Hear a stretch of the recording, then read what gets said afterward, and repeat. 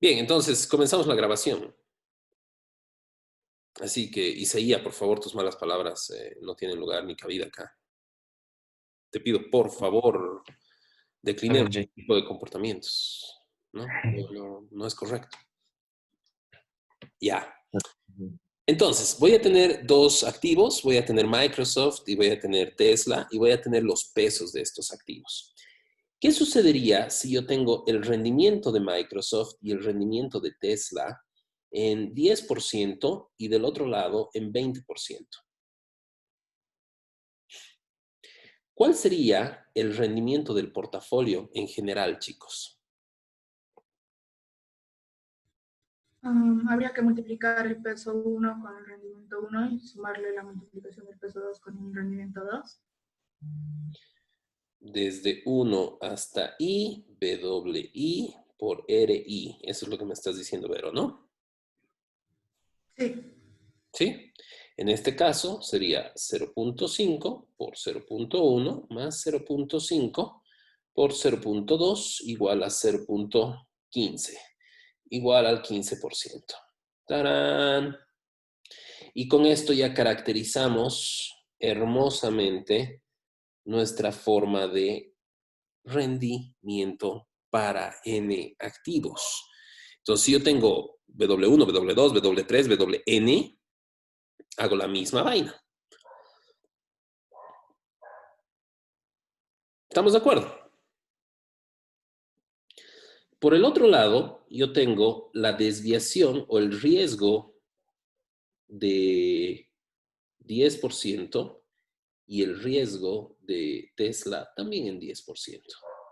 Mi pregunta ahora es, ¿cuánto es el riesgo del portafolio?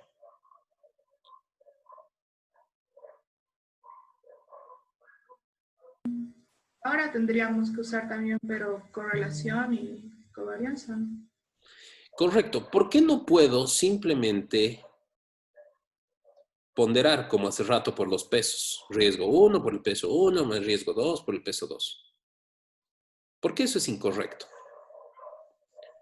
Porque creo que cuando hay mucha correlación entre los activos, el riesgo es más alto. Eso es correcto, pero lo vamos a intentar visualizar. ¿Listo? Pero qué bonitas son mis pizarras online. Vieran mis pizarras de mierda cuando estamos en clases. Ya, vamos a ver rendimientos por un lado y vamos a ver tiempo por el otro. Si yo tengo estos rendimientos y estos rendimientos se mueven así, y este es el rendimiento de Microsoft, este es uno, y tengo los rendimientos de Tesla, y por ejemplo los rendimientos de Tesla fueran así, ¿cierto? Y yo sumo los rendimientos en esta línea azul. Si ustedes se fijan, mi línea azul es mucho más smooth, es mucho más suavizada, tiene muchos menos picos que los dos activos individuales. Y esto tiene que ver con cómo es el movimiento, ¿no es cierto? ¿Por qué? Porque si yo, por ejemplo, tuviese un activo que tiene un movimiento así, pues es un activo sumamente riesgoso respecto a un activo cuyo movimiento es así. Este es un activo mucho más fácil de predecir, ¿no es cierto? Entonces, vean que la línea azul, si esto es 2 y este es el portafolio, la línea azul tiene menor riesgo, tiene menor variabilidad, tiene una varianza que es menor. ¿Sí? Es como cuando Esto tienes... sucede por la, ay, perdón, esto Perdón. sucede por la compensación, ¿no? Esto sucede porque cuando uno sube, el otro baja. Y porque tienen una correlación que va, cuando uno sube, el otro baja. Entonces, esa correlación es una correlación negativa. ¿Sí? También cito esto en todas mis clases. Tenía un par de amigos, ¿no? Tenía este amigo que era borracho, mujeriego, así un desastre de ñato. Y tenía esta otra amiga que también le gustaba mucho la fiesta, le gustaba, era muy social, digamos.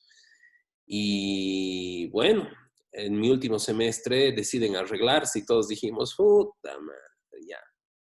En 3 años vamos a tener kinder, equipo de fútbol, alguna cosa, no han terminado sus carreras de changos. Nos graduamos, nos vemos después de 5 años, nunca más los vi en ninguna fiesta, yo seguí saliendo y demás, pero nunca más los vi, a ninguno de los dos. Cero guaguas, un día recogiéndome de una fiesta, domingo 10 de la mañana, tranquilo, y los pillo ahí por la Ayacucho y Uruguay. Y les digo, pucha, ¿dónde están yendo ustedes? Y me podrían decir dónde estoy yendo yo también. Y me dicen, no, es que estamos yendo a nuestra iglesia, ¿no?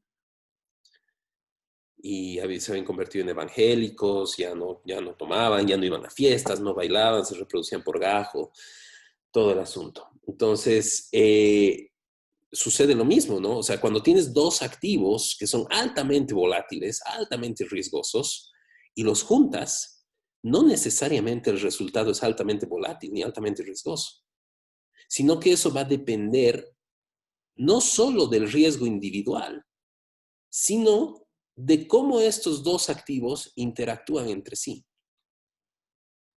Y a esto se lo conoce como, en estadística, como la covarianza. Y la covarianza se caracteriza como 1 hasta n de xi,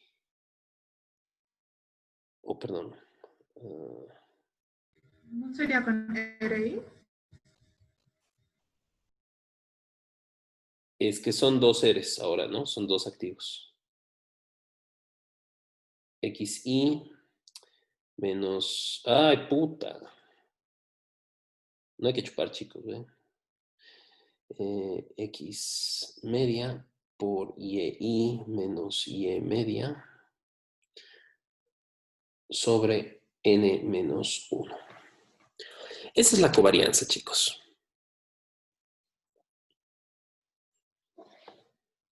¿Ya? Entonces la vamos a... Dime, Dani. ¿Por qué hemos llegado a esta conclusión de esas partes de las correlaciones y todo lo demás? ¿Sabían colocando el dato únicamente de la desviación estándar de los 2 datos? No entiendo la pregunta, Daniel. O sea, ¿por qué si hemos solo colocando la desviación estándar de Microsoft y Tesla, hemos sacado que ya no podemos usar el rendimiento del portafolio de esta forma? Claro, porque no puedes ponderar, porque si tú ponderarías estos 2, el ponderado te va a salir 10%, cuando ves claramente que la línea azul tiene menos de un 10%. Entonces no puedes calcularlo de esa forma, ¿entiendes, Daniel? Sí, gracias. No puedes. Bien, ahora, ¿qué queremos con las covarianzas? ¿Queremos covarianzas positivas o queremos covarianzas negativas? ¿Qué pasaría si en vez de tener un activo que se mueva así y otro activo que se mueva contrario, yo tuviese 2 activos que se mueven al mismo lado al mismo tiempo? El riesgo se duplicaría. Entonces, yo quiero que los activos se muevan en direcciones opuestas. No quiero por ningún motivo que esos sean, que se muevan en direcciones iguales. Entonces, mi pregunta, chicos, es la siguiente. ¿Qué queremos? ¿Covarianzas positivas o covarianzas negativas? Negativas. Correcto. Queremos covarianzas negativas. ¿Cuán negativas las queremos estas covarianzas? No importa. Lo que me importa es la correlación. Correcto. Entonces, si yo tuviese un menos 5 o un menos 50, realmente esto no importa. ¿Sí? Lo único que me importa, si ustedes se fijan, la covarianza va a tener 2 partes. Va a tener la parte de la magnitud y va a tener la parte del signo. Lo único que nos importa es la parte del signo de la covarianza. ¿Por qué? Porque si tienen X y Y, ustedes podrían estar generando una relación espuria que no sirve de nada, ¿no es cierto? Por ejemplo, yo podría estar relacionando, no sé, pues, los contagios de COVID con número de reuniones de Zoom que tengo. y especular, si existe una relación positiva por ahí, especular que el COVID se pasa por el Wi-Fi. ¿Qué tal esa? ¿No es cierto? Entonces, ¿puedo sacarle una correlación a esa vaina? Puedo. ¿Por qué no? Son meros datos, ¿no? Lo corro, pum, en correlación y listo. Pero no va a significar nada en magnitud. ¿Qué me va a decir? ¿Número de contagios por reuniones de Zoom? No tiene ningún sentido. ¿No es cierto? Entonces, no me sirve y nunca me sirve la magnitud de la covarianza. Si yo, o sea, me sirve el signo, pero no la magnitud. Si yo quiero saber cuán negativamente correlacionado está algo, voy a utilizar algo que se llama el índice de Pearson o el índice de correlación. Y el índice de correlación se calcula como la covarianza de X y Y sobre la desviación de X por la desviación de Y. Y esta vaina va a ser siempre mayor o igual a -1 y menor o igual a 1. Entonces, ¿qué queremos? Covarianzas negativas. ¿Qué queremos? Correlaciones negativas. ¿Cuán negativas? Mientras más cercano a -1, mejor.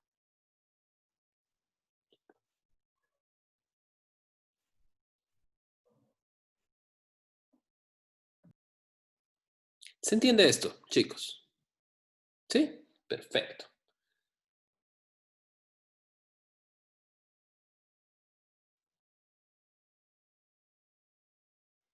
Bien. Entonces, con esto ya estamos en posición de formular el riesgo de un portafolio. El riesgo de un portafolio, vamos a empezar con la raíz cuadrada y vamos a empezar definiendo algo. Un vector de pesos, que le voy a llamar un vector de pesos transpuesto, que va a multiplicar a una matriz sigma, que va a ser una matriz cuadrada de varianzas y covarianzas, y vamos a volver a multiplicar por el mismo vector de pesos, pero no transpuesto. Donde este vector va a estar compuesto por, va a ser un vector de 1 por n, esta va a ser una matriz de n por n, y este es un vector de n por 1, generando un escalar de 1 por 1, que es exactamente lo que queremos y lo que estamos buscando. ¿Ok? Entonces vamos a ir caracterizando el vector transpuesto de pesos, y el vector transpuesto de pesos va a tener W1, W2, hasta Wn. Por el otro lado, el vector no transpuesto, que tiene que estar linkeado al vector transpuesto, va a ser W1, W2, hasta Wn. Y por otro lado, vamos a tener nuestra matriz cuadrada sigma, y sigma va a ser de n por n, donde en sigma yo voy a poner las varianzas. Entonces acá voy a tener el activo 1, el activo 2, el activo n, voy a tener el activo 1, el activo 2 y el activo n. Entonces quiero que se den cuenta, si ustedes ven su fórmula de covarianza, que es xi menos x media, y menos y media, sobre n menos 1, ¿sí? Si xi fuese igual a yi, entonces la covarianza de x y y se convertiría en la sumatoria de xi menos x media al cuadrado sobre n menos 1. Y si no me equivoco, esto se llama la varianza de x. ¿Estamos de acuerdo? Entonces, si yo quiero sacar las covarianzas de todo, pero tengo la covarianza de 1 con 1, va a ser la varianza de 1. Y la covarianza de 2 con 2 va a ser la varianza de 2. Entonces, toda mi diagonal de esta matriz va a estar caracterizada por varianzas. Entonces, voy a tener la varianza de 1, la varianza de 2, y así, en mi diagonal, voy a tener la varianza de n. Y acá voy a tener la covarianza de 2 por 1, y aquí la covarianza de n por 1, acá la covarianza de 1 por 2, acá la covarianza de 1 por n, que se va hasta acá, y esto se va hasta acá. Y de esa forma queda caracterizada mis 3 elementos para calcular el riesgo. ¿Sí? Entonces, volvemos a nuestro modelo de N activos. Y en nuestro modelo de N activos, el rendimiento de un portafolio va a caracterizarse como la sumatoria de 1 hasta I de WI por RI, y el riesgo del portafolio se va a caracterizar como la raíz cuadrada de W transpuesta por sigma por W.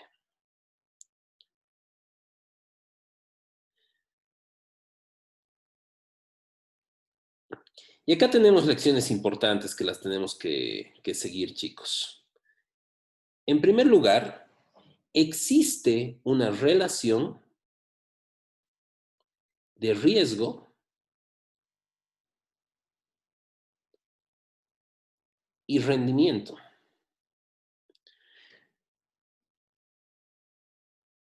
Pero son variables distintas. No es lo mismo. Entonces, cuando algún guacabola te dice, mira, el valor presente es el valor futuro ajustado por riesgo, pégale, porque eso no es riesgo, eso es rendimiento. Eso es un rendimiento que corresponde a un nivel de riesgo. Entonces, tiene que existir algún tipo de relación, y esa es la relación que nosotros vamos a ir a establecer en la segunda parte de esta clase. ¿Se entiende esto, muchachos? Todos ya habían visto teoría de portafolios en Finanzas 1, esto no es nuevo. Quizás afianzar un poquito. Dicen, ¿por qué decíamos que esto no era parte del rendimiento o riesgo? Si es únicamente un valor presente. Porque la gente dice el valor presente es el valor futuro ajustado por el riesgo y se refiere a que está dividiendo entre 1 más R. Ese R no es riesgo, es un rendimiento. Gracias.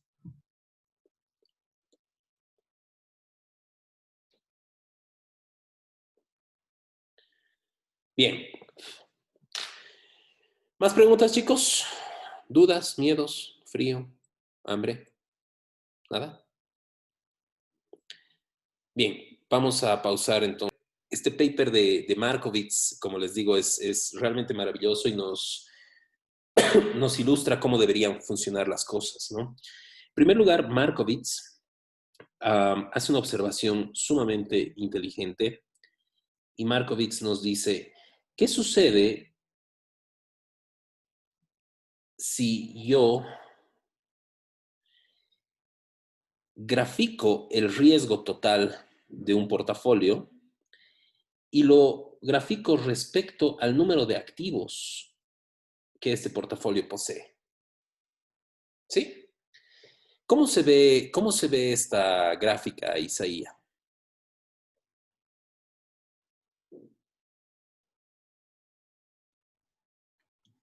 Descendiente.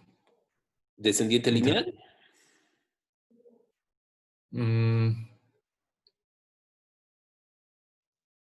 No, pero sí creo que es descendiente. Bien.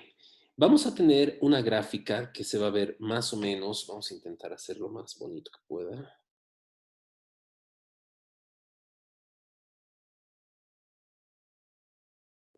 Vamos a tener esta línea, ¿sí?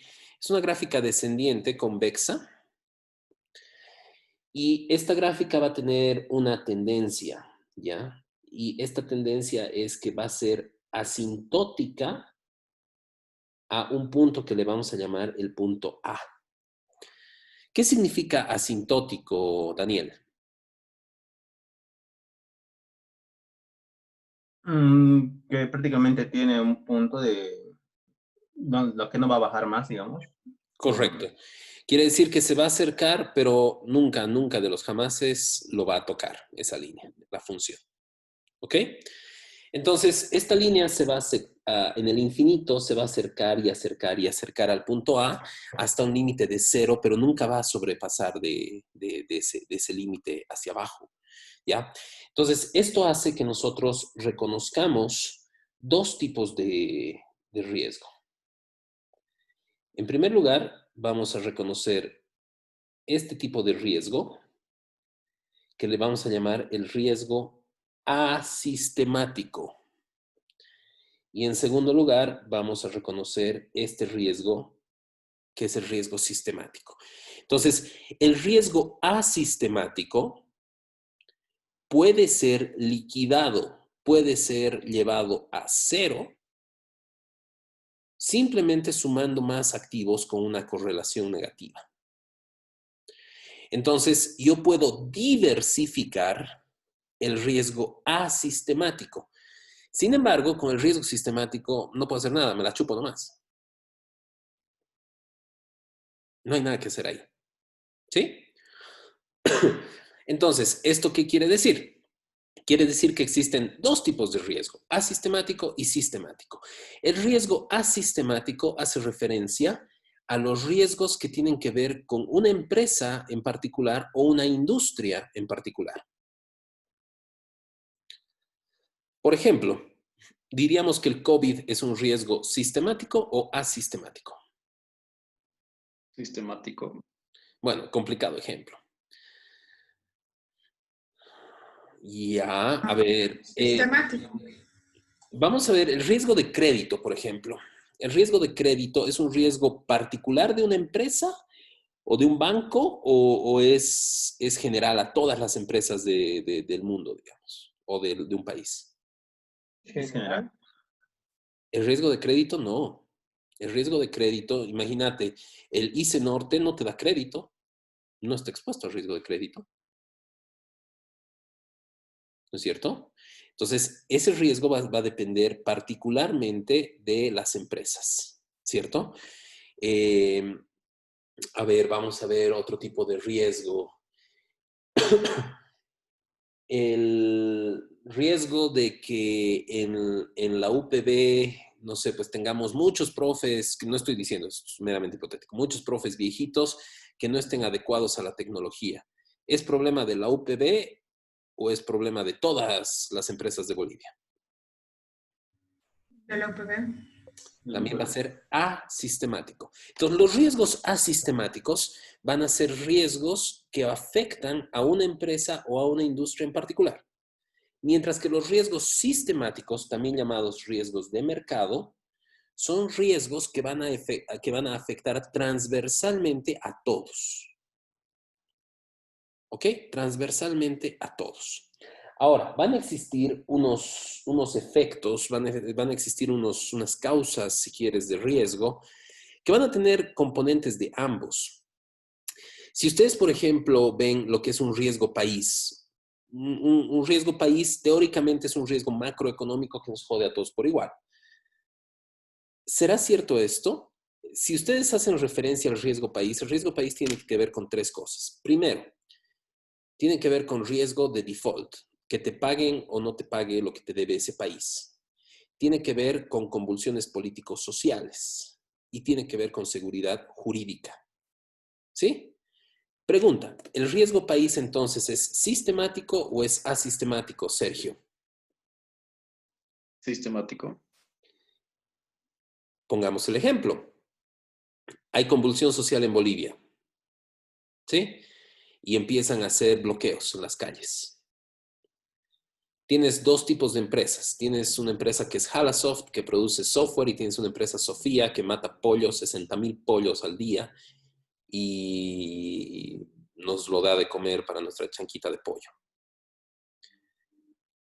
¿Los bloqueos le van a afectar a ambas empresas de igual forma, transversalmente o no, Sergio?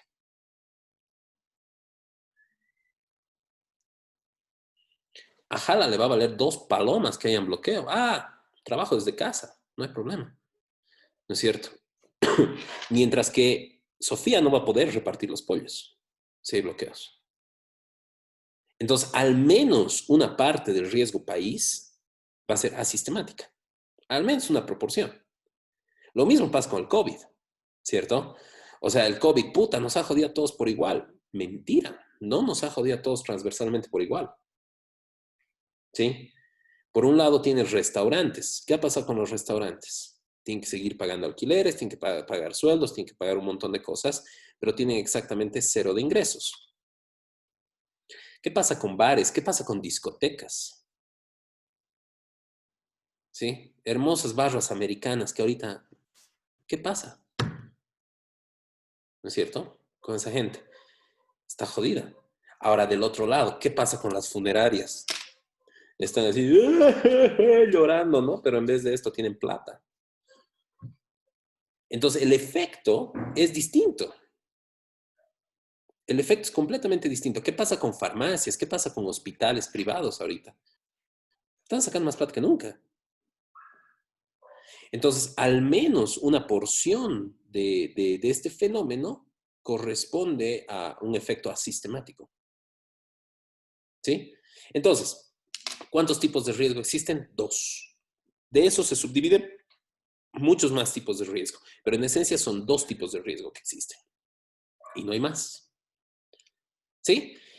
Y vemos que el asistemático, fácil, ese lo liquidamos diversificando. ¿Qué quiere decir diversificar? Quiere decir, no voy a poner mis huevos en una sola canasta. Qué sabia decisión, ¿no es cierto?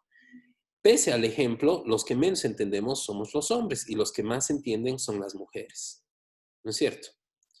Nosotros, ¿no? Ejemplo de fidelidad, ejemplo de buen comportamiento, ejemplo de todo, ¿no? Pese a que desde chiquitos nos han dicho, no pongas los huevos en una misma canasta, no pongas los huevos en una misma canasta. Pero parece que otros refranes, como en la variedad está el gusto, están tomando un poco más de moda y hacen que ciertos grupos entiendan mejor lo que es la diversificación que otros. Entonces, yo tenía un profe, y un profe me decía, mira, la gente que invierte tomando en cuenta el concepto de diversificación, es gente estúpida. Es gente que no entiende. ¿Por qué? Porque, bien fácil, me dice, cuando uno gana, el otro pierde. Entonces, si estás bien diversificado, siempre vas a tener 0 de rendimiento. Es lo más estúpido que he escuchado. ¿Sí? Eso no es verdad y eso no puede ser verdad. ¿Sí? Lo único que quiere decir es que vas a tener los rendimientos esperados, que son los rendimientos que querías. ¿Sí? Y que es altamente improbable que esos rendimientos se suban demasiado o se bajen demasiado si es que estás diversificado. ¿Sí? Les pongo un ejemplo. Imagínense 2 empresas, Sofía, que vende pollos, y Mr. Carne, que vende unos cortes de carne, pero perfectos, directamente para tu parrilla. ¿Qué pasa cuando la economía está bien? ¿Hacen chupas y parrilladas ustedes o no hacen chupas y parrilladas? Pero Sí. ya por medio, ¿no ve? O sea, la única limitante ahí es el chaki, no hay más. Entonces, ¿qué va a pasar cuando la economía está bien? ¿Qué va a pasar con las ventas de señor Carne? ¿Van a subir o van a bajar? Van a subir. Van a subir. Perfecto. Excelente. Si yo pongo toda mi plata a señor Carne, cuando la economía está bien, seguramente voy a estar muy contento porque mi acción va a subir bastante. ¿Qué pasa cuando la economía se cae? ¿Qué pasa con Bueno, señor Carne? Las ventas bajan. ¿Hasta quebrarla, señor Carne? No tanto hasta quebrarlo, pero sí van a bajar significativamente. Estoy de acuerdo. Van a bajar significativamente. Quizás no lleguemos a los rendimientos requeridos, pero no la van a quebrar, ¿cierto? Ahora, si yo fuera un poquito más inteligente, agarraría y pondría mitad de mi plata en señor Carne y la otra mitad de mi plata en Sofía, porque en Sofía se confía. Entonces, ¿qué sucede? Sucede que cuando la economía va bien, voy a tener rendimientos sobresalientes de señor Carne. Pero cuando la economía va bien, ¿eso quiere decir que nadie come pollo? Comen pollo. Pero, Yeye, ¿no sería mejor meterle a otro rubro que no sea de alimentos? Correcto. Pero ahorita tenemos esas 2, ¿no? Esas 2. Decimos por qué queríamos meter en pollos también. Por diversificar. Si ambos son carne, al último, cuando tienes parrilla metes carne y pollo. En realidad son bienes no complementarios, son bienes sustitutos. ¿no? Entonces, ¿qué pasa? Cuando la economía va bien, la gente come carne. Come menos pollo, pero igual come pollo. Entonces te va a ir muy bien con la carne y te va a ir regular con el pollo. Pero cuando la economía se va al choto, ¿sí? Van a bajar tus ventas de carne, pero van a empezar a subir las ventas de pollo. ¿Por qué? Porque créanme, en Bolivia no se deja de chupar y no se deja de hacer parrilla. ¿Sí? No importa que haya COVID, que no haya COVID, no importa. Igual. Entonces, ¿qué va a pasar? Va a pasar que si tienes la mitad de tu plata en uno y la otra mitad en el otro, cuando la economía entra en una recesión, vas a tener ventas sobresalientes en pollo y ventas regulares en carne. Lo que va a hacer que en promedio siempre tengas ventas sobresalientes que vayan a paliar un poco las ventas regulares que has tenido del otro lado. Esa es la idea de la diversificación. ¿Ok? Mejor aún, lo que me dicen, ¿no? Ay, pero ¿por qué te estás metiendo a pollo si es un rubro más o menos parecido? Probablemente tenga una correlación de 0.1, ¿no es cierto? Pero no va a tener una correlación de 1. Entonces, mientras la correlación sea menor a 1, hay un poco de diversificación. Entonces, esa es la idea de la diversificación. La idea de la diversificación es invierto en múltiples cosas para mantener un rendimiento esperado positivo. ¿Sí? Que si se cae una de las canastas, no se caiga todo. Entonces, acá surge lo siguiente.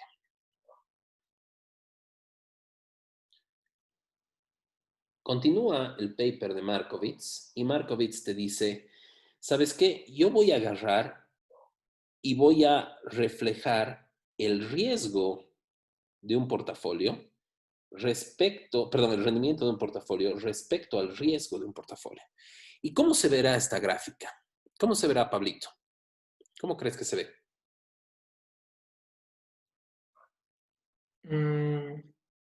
O sea, ya está. Mientras más riesgo, obvio, ¿no? Voy a tener más rendimiento. Pero hasta cierto punto. O sea, va a ser como. En realidad, esta gráfica se va a ver más o menos de esta forma. ¿Sí? ¿Cómo se llamaba este gráfico? ¿Decía? Este es un gráfico de riesgo y rendimiento de un portafolio. Entonces, acá vamos a identificar 3 tipos de puntos. Los primeros van a estar por acá arriba, que se llaman puntos imposibles. ¿Sí? Como Scarlett Johansson para el Isaías, sí, son puntos imposibles. No se puede, simple, no se puede, no hay cómo. ¿No? Natalie Portman para mí no se puede, listo. Y van a haber otros puntos que estén por dentro de la gráfica. Y a estos puntos se los llama puntos ineficientes. ¿Por qué se llaman puntos ineficientes? Pues muy fácil, si agarras este punto y dices, ese punto tiene ese nivel de riesgo, miren, está obteniendo este nivel de rendimiento. Cuando existe un mejor punto con el mismo nivel de riesgo que te da un nivel de rendimiento mayor.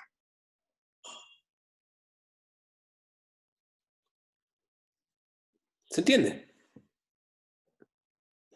Entonces, esto te deja únicamente con los puntos sobre esta línea.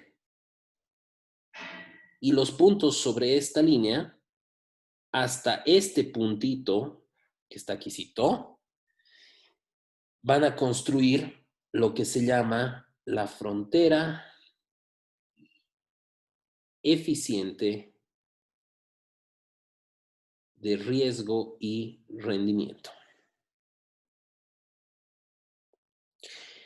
Ojo, esta frontera no incluye los puntos que están por debajo de ese puntito. ¿Por qué? Porque al igual que esos van a ser ineficientes, porque va a existir para ese mismo nivel de riesgo otro punto que te dé un nivel de rendimiento mayor.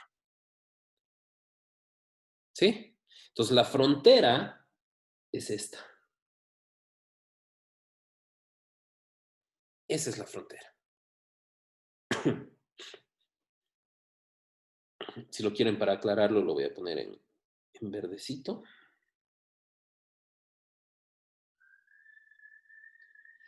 Esta va a ser tu frontera de riesgo y rendimiento.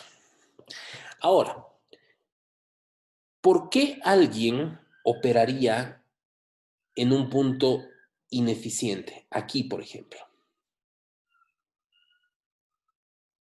Solo hay dos motivos por qué alguien operaría ahí.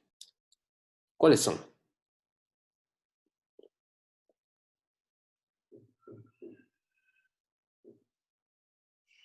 Porque tiene información que otros desconocen.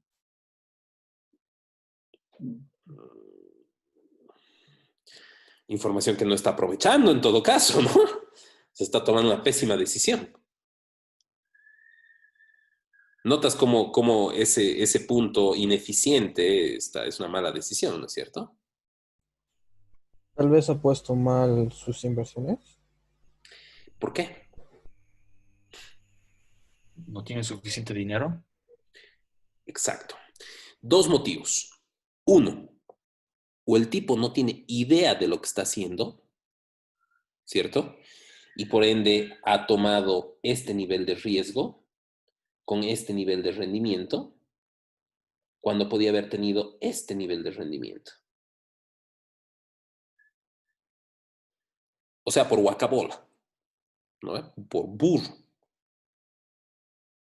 Pero existe una alternativa más. Para tú poder diversificar, tú puedes comprarte en acciones, han visto ya en bolsa y demás cuestiones, tú te tienes que comprar algo que se llaman regular lots, y un regular lot son $100. No, perdón, 100 acciones. ¿A cuánto vale una acción de Amazon? $2,000. ¿A cuánto vale una acción de Tesla ahorita? O sea, como por 800, 900. ¿No es cierto? A ver, comprad 100 de esas. ¿Cuánta plata necesitas? Y para tener un portafolio diversificado necesitas 35 acciones distintas.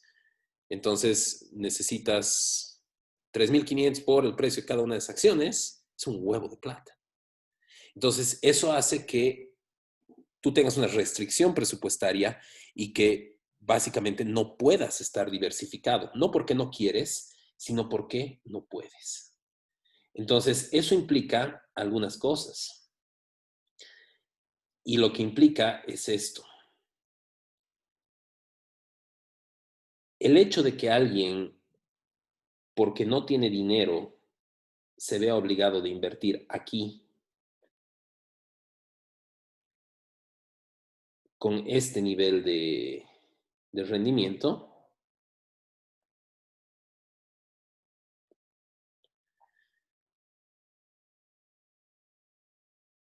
perdón, un segundito.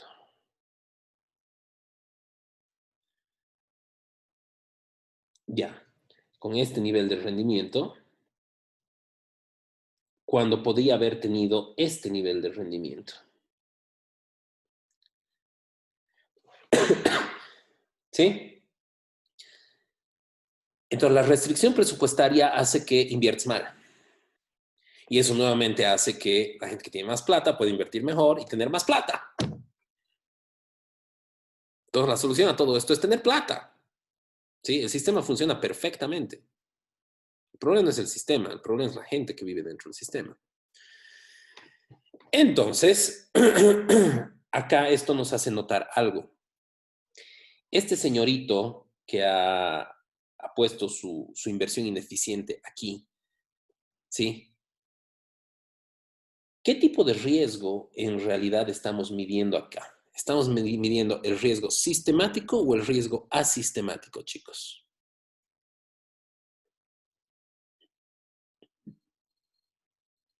Kevin, ¿qué dices? O el riesgo total, quizás, ¿no? La suma de los dos. El riesgo sistemático. Correcto. Este de aquí es el riesgo sistemático únicamente. Entonces, lo que tú estás viendo acá, en realidad el tipo está invirtiendo por un rendimiento que está aquí. Pero el riesgo por no diversificar que está asumiendo, este diferencial de riesgo se refiere a un riesgo asistemático, donde el riesgo que debería realmente asumir es solamente este. Entonces, básicamente es el equivalente de invertir mientras haces bungee jump en un puente en Bolivia, ¿no? Donde los pobladores han puesto la liga para que saltes. O sea, es invertir algo sonso, digamos, ¿no? Entonces, ya para resumir, dos cosas que te hacen invertir mal. El ser pobre, o sea, no tener suficiente dinero para diversificar. Y dos, no saber lo que estás haciendo. Ahora, nosotros como financieros estamos comprometidos con el trabajo y con la mejora continua del sistema. ¿No, Beberito? Entonces, estamos intentando solucionar este problema, el problema de la pobreza, ya que mucha gente ha intentado y no ha podido, ni modo, nos tenemos que meter. Y estamos haciendo que varias cosas cambien. En primer lugar, se ha procedido con, perfecto, si el problema para no distribuir adecuadamente o no hacer un efficient allocation de tus assets es plata, ¿por qué no mejor juntamos a muchos pobres y entre muchos pobres compramos una sola cartera y listo? ¿Y qué le llamamos a eso? Fondos de inversión. ¿Sí? Y tenemos las sociedades administradoras de fondos de inversión, que son las SAFIs. ¿Puedes hacer eso? Puedes. ¿Tienes excusa de no tener plata por ser pobre? Ya no. Y ha ido mucho más allá. Ha ido mucho más allá porque ahora ya no necesitas comprarte una acción. Existen brokers que te permiten comprar una fracción de una acción. Entonces, si tú quieres, pese a que, no sé, pues Apple esté cotizando en $2,000, si te quieres comprar $100 de Apple, puedes. Entonces, cada vez vamos mejorando los sistemas para que este tipo de problemas, como el problema de restricción presupuestaria, deje de ser un problema.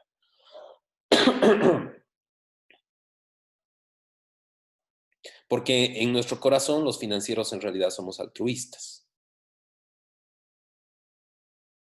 ¿no? Solo que tenemos que comer y por eso cobramos un fee, digamos. Pero bueno, esas son nuestras intenciones. ¿Se entiende esta teoría, muchachos? Lisa, ¿podríamos repetir por qué es riesgo sistemático esta parte y riesgo sistemático? Si te fijas, este señor que está invirtiendo, ¿cierto? Está asumiendo este nivel de riesgo, el riesgo 1, ¿cierto? Pero está ganando el rendimiento 1.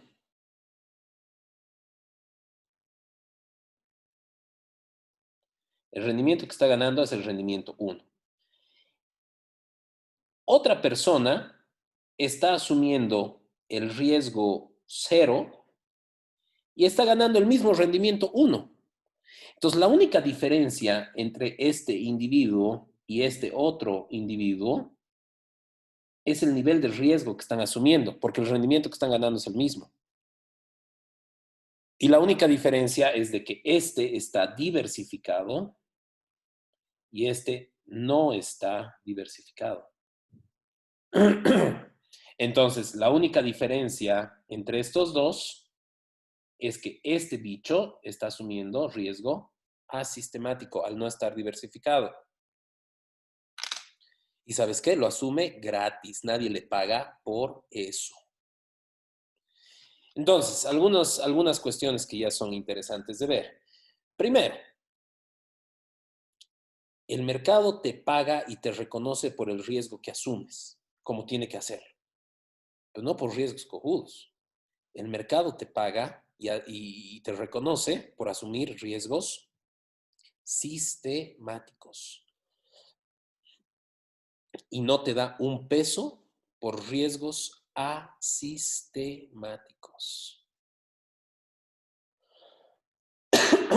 No sé si se entiende. ¿En qué sentido te pagaría, Lisa? En rendimiento, ya sea a través de dividendos o a través de apreciación, Dani.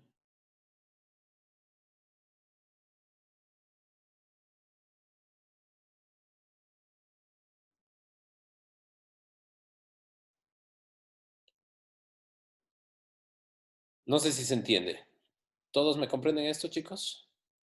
Sí. Muy bien. Sí, Jay. Excelente. Juro, la última grafiquita de hoy. Bien. Entonces, vamos a ver algo interesante con esta curva de riesgo-rendimiento. Y vamos a ver esto. Si yo tengo mi gráfica, ¿ya? Yo voy a agarrar y voy a tener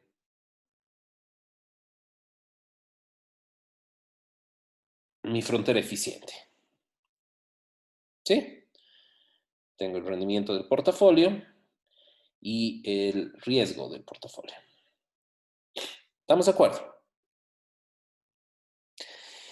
Entonces, yo voy a poder agarrar y decir, existen algunos puntos clave dentro de esto. Y estos puntos clave van a ir en combinación. Como es un portafolio, tú tienes un activo 1 y un activo 2, digamos, un portafolio de 2 activos, ¿cierto? Entonces, si tú le pones más de uno, vas a estar por aquí. Si le pones más del otro, vas a estar por aquí. O sea, te arriesgas más, pero también ganas más. El otro tiene menos riesgo, pero ganas menos. ¿Se entiende? ¿Sí?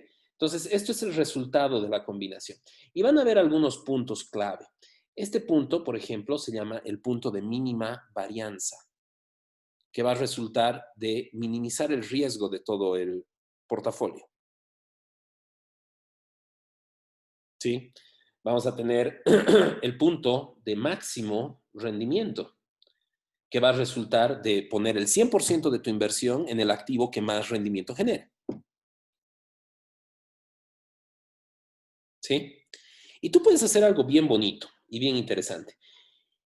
Esta gráfica, esta frontera eficiente, esta curva que ven, representa el mercado de capitales. El mercado de capitales es el mercado, la bolsa de valores donde se emiten acciones, son las acciones de las empresas que están viendo.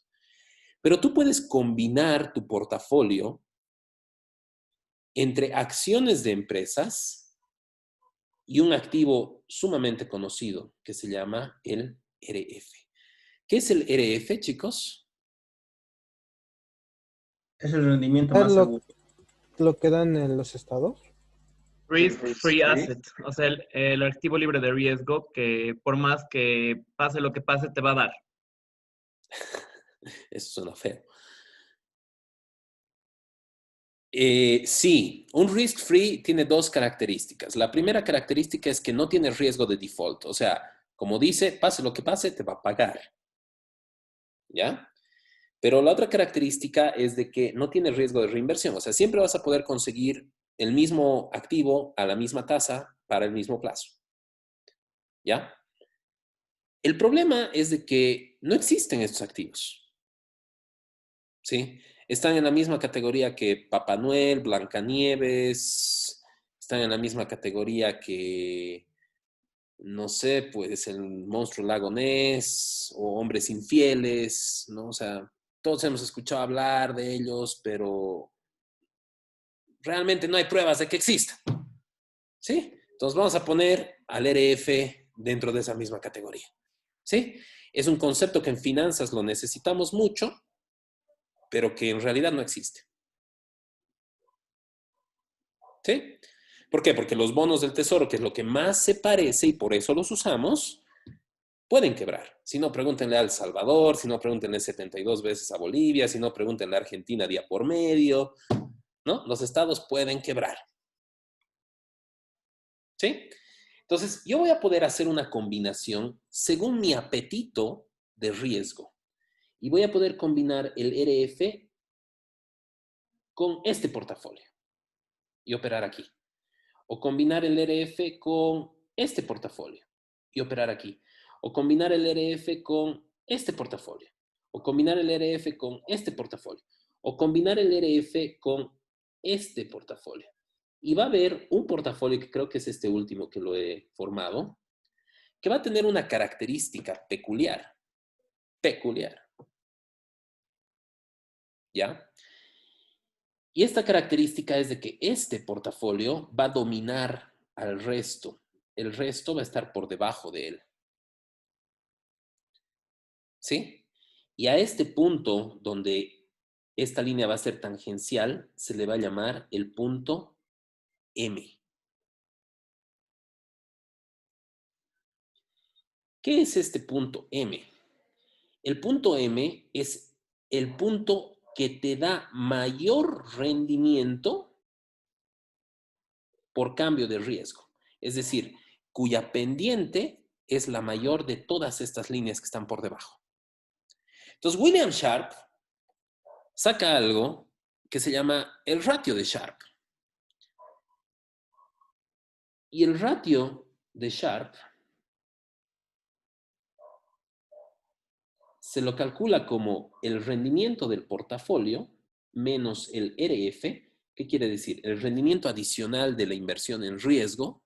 Pues no me interesa la inversión que no tiene riesgo, o sea, no me interesa ese rendimiento que lo gano por respirar. Y esto lo voy a dividir entre la desviación estándar del portafolio. Entonces, si esto me sale 5, ¿alguien me podría interpretar qué significa 5? Es el punto porcentual que obtienes por cada unidad de riesgo adicional. Claro, básicamente estoy obteniendo 5 puntos de rendimiento por cada punto de riesgo que tengo.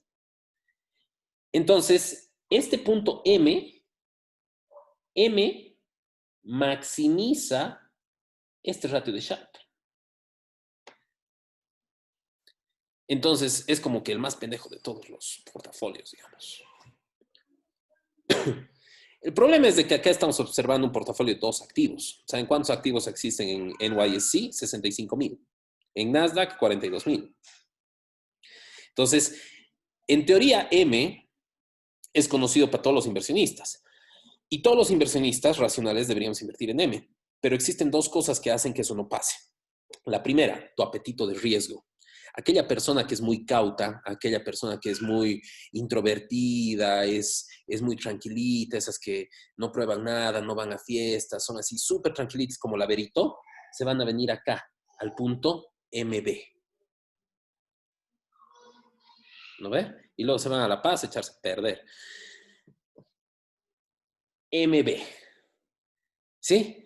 Y va a haber otro tipo de personas como el Pablito Jaldín, ¿no ve? Que en cada fiesta de la carrera hace cada cosa, que va a estar por aquí, ¿no? Ah, me gusta el riesgo, quiero alto rendimiento. ¿Sí? Entonces, el apetito de riesgo hace que tú operes en distintos niveles de esto. Y 2, no puedes construir un portafolio de 55,000 porque sería muy caro, ¿no? Entonces, lo que podrías hacer es un índice, invertir en un índice. A esta línea, que es como que la madre de todas las líneas, se le llama la línea CML, que representa el Capital Market Line. Súper importante, juro, por Dios va a estar en su examen. Si no saben, se tiran.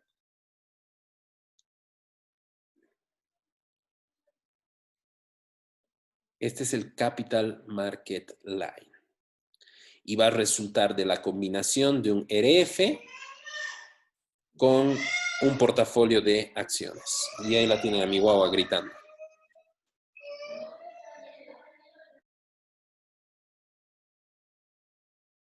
Dijo ¿Preguntas, dudas? un RF sobre qué les dijo. El Capital Market Line. El Capital Market Line resulta de la combinación eficiente de un activo libre de riesgo y el mercado de capitales. O sea, acciones.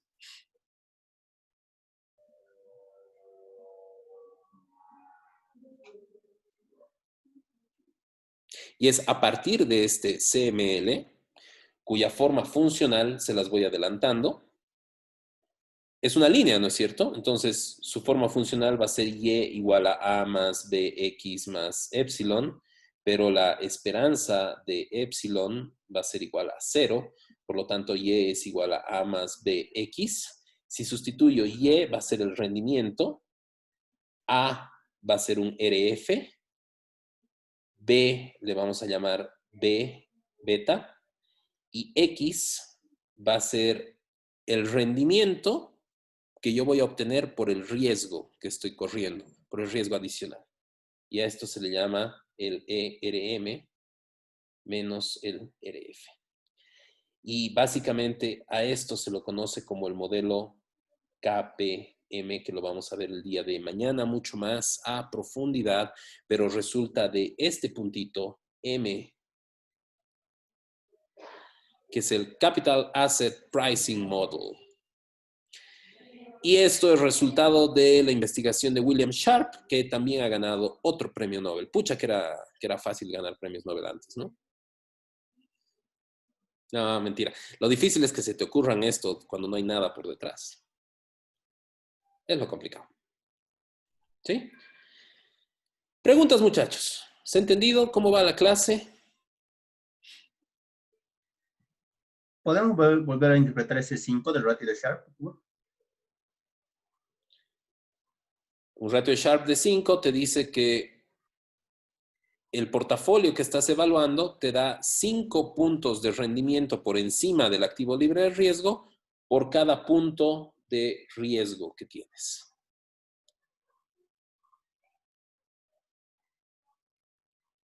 Te da 5 puntos de rendimiento por encima del activo libre de riesgo por cada punto de riesgo que estás asumiendo del portafolio.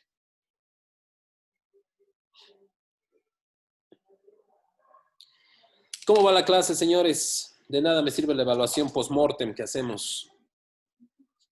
Así que necesito que me vayan diciendo. ¿Cómo vamos? ¿Se está entendiendo? ¿No se entiende?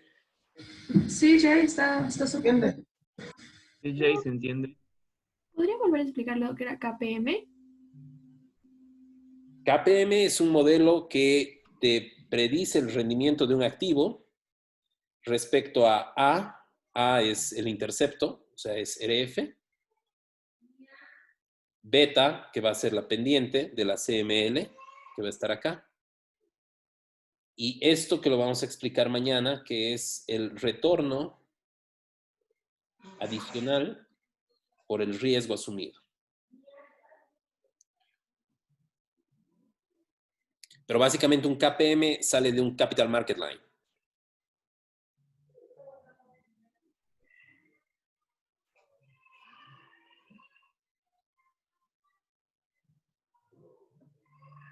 Lo que está multiplicando el retorno adicional del riesgo, ¿dicen qué es? ¿Cómo lo interpretábamos? ¿Beta? No, ¿dónde sacamos este dato, digamos, en el mercado? ¿Qué dato? La beta. Ay, cierto, perdón, sigue. Gracias, perdón.